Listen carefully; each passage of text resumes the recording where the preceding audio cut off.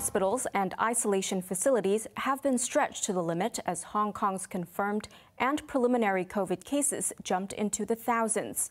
The virus has claimed another 9 lives, including that of a 3-year-old girl, as the fatality toll in the 5th wave reached 20. Johanna Chan reports. Today's statistics were horrifying. 4,285 new infections, a record. 9 deaths, a record. And 7,000 preliminary positive cases, also a record.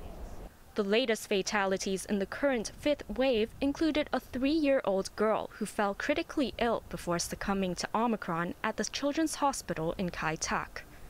She was the youngest Hong Konger to die from COVID, and her death came just days after the virus claimed the life of a 4-year-old boy. Most of the other 8 who died were not vaccinated.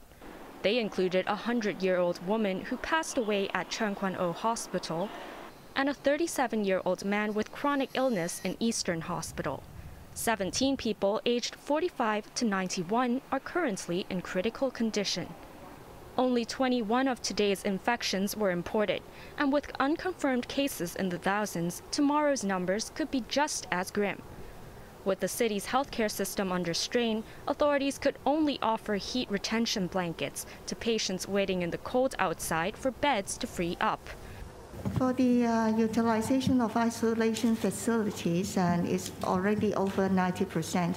That means already reached a limit because we don't expect 100% utilization, with understanding we need to clean up and turnaround time and also admission screening. Authorities are also looking for ways to lower the risk of infections in hospitals and reduce the pressure at facilities. For the RCHE, residential home elderly, for those who attended A&E and at the same time because of non-COVID reasons, after the initial assessment, and if we find them are stable, we'll transfer them and let them rest and back to the RCHE. And at the same time, we will arrange the CGAT team, which is a community outreach team, to reassess the patient. More than 4,000 patients are cramped in hospitals and isolation facilities. Fears of more admissions rose as another 20 care homes for the elderly and the disabled recorded new infections. Johanna Chan, HKIBC. President Xi Jinping has told the Hong Kong government to bring the Omicron outbreak under control. The Ta Kung Pao and Wen Wei Po newspapers reported that Xi urged the administration to mobilize all resources and use all necessary measures. The president promised the mainland's full support and assistance. Chief Executive Carrie Lam thanked Xi for his concern and pledged that suppressing the outbreak is the top priority. 7 special clinics have opened to treat those with mild COVID symptoms, and people can travel to them in free taxis. Appointments for the clinics have to be made by phone, but some complained that they couldn't get through. Joanna Ho reports. In a bid to contain the sharp rise in COVID cases, 7 designated clinics that will treat those with mild symptoms began operations today. Each can handle up to 1,000 people a day. But those needing treatment have to make an appointment by phone and not simply turn up at the clinics to avoid overwhelming the system. If you are a positive case, basically you should stay at where you are, reduce the social distancing, doing the isolation. So we highly recommend not actually going out without knowing that you have a secured appointment. The clinics are located in Shau Kei Wan, Kennedy Town, Sampo Kong, Kowloon Bay, Kwai Chung, Sha Tin, and Tin Shui Wai. Lee said the daily quota for each clinic and the number of hotlines could be increased according to future demand. In another bid to reduce the spread of the virus, an anti-epidemic taxi fleet will roll into service on Friday. COVID patients will not have to pay to travel in one of the 300 taxis from their home to the clinics. Lee advised people to take the taxis for point-to-point service and maintain personal hygiene during the journey. To improve the process of detecting infections, the Hospital Authority and the Innovation and Technology Commission will launch a digital platform by the end of the month for people to report their symptoms and rapid test results. Joanna Ho, HKIBC. A resident of Wong has filed the first judicial review against the vaccine pass. Chung Sung-Wong said the policy announced last week is discriminatory and infringes on the rights of citizens. Starting next Thursday, people will have to prove that they have been vaccinated to enter various premises, including shopping centers and markets. Chung argued that all Hong Kongers, whether vaccinated or not, should receive equal treatment. He asked the High Court to revoke the policy, saying people might still contract COVID regardless of their vaccination status. The chief executive's office was listed on the writ as the respondent. Legislators have been discussing anti-epidemic measures as the health crisis deepens. Some proposed imaginative solutions to contact tracing and food shortages. Johanna Chan reports.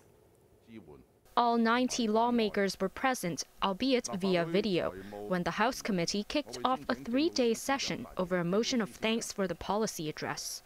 Anti-epidemic measures were uppermost on their minds. Yang Wing-kit was concerned that the elderly would struggle with the Leave Home Safe app, while those without phones would be shut off. He floated an alternative. Octopus card could also be used as a device for those who don't have smartphones, and this will be a way for them to enter premises. The agriculture sector's Stephen Ho was concerned with food shortages after several cross-border lorry drivers tested positive. Can we consider supply by drones? Now, in the past, when there were wars, the United States had to airdrop supplies, and they used some 3,000 planes to airdrop these supplies. This will help even in a small way, because we need large quantity of fresh food supply every day. Ho said Hong Kong should produce more of its own food, noting that 29 of the 72 farms in the city raised chickens. Lawmakers were also concerned about testing capacity and isolation facilities. Johanna Chan, HKIBC. Anti-COVID measures have been tightened in the industrial hub of Suzhou after the Omicron variant was detected. The city in Jiangsu province recorded 18 local cases yesterday, rising from 8 on Monday. Suzhou authorities quarantined thousands of people and closed entertainment venues. Travel curbs have been tightened, and anyone wanting to leave the city by train have to prove that they are COVID negative. Former DAB member Titus Wu has thrown his hat into the ring to become Hong Kong's chief executive. The 62-year-old businessman is hoping to make it third time lucky after failing in his 2 previous bids in 2012 and 2017 because he did not secure sufficient nominations. Wu said he decided to stand again as he has not seen anyone in the current race who is, as he put it, able to save Hong Kong.